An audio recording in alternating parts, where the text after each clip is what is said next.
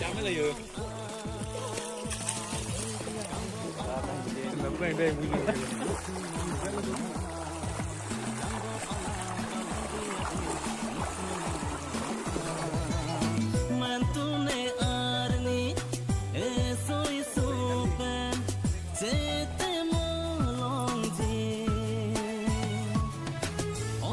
sapi lo tuna hasok phe ang long a lo tuna hasok phe ang long a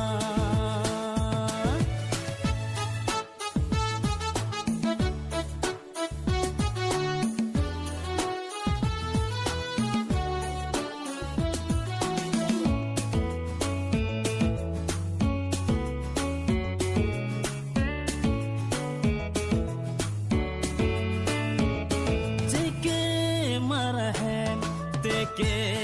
ang tho tang dam long lo ma one kang ho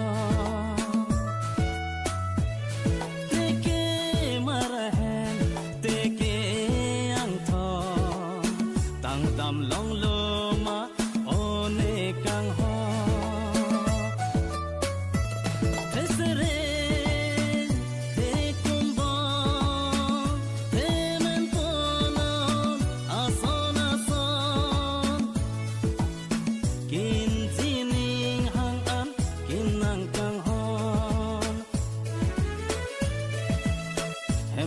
ati pitalo hempi panci kimona apur dote halang kha abi antalang damna mentune arni eso isupen jete molong ji o basapi lo tuna hasok phe ang long a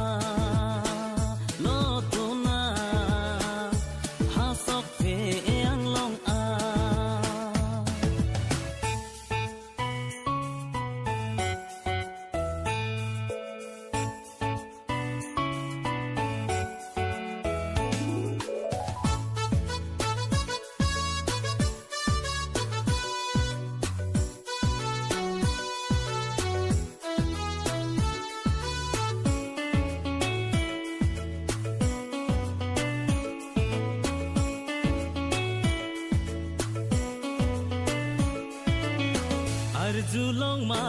kang hona guru sar lokhon ki juka momo anta guru darshan ke bang tuma hana charna ar julong ma kang hona guru sar lokhon ki juka momo anta guru darshan evang tuma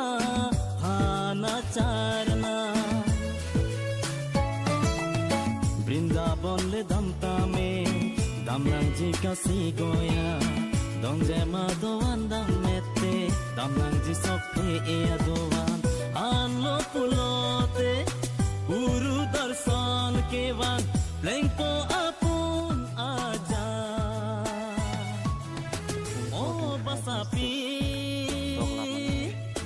lo tuna hasok phe ang long a lo tuna hasok phe ang long a lo tuna hasok phe ang long a Hero bara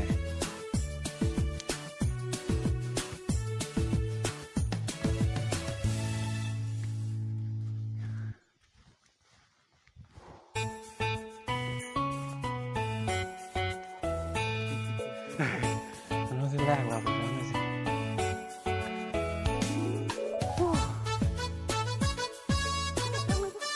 sẽ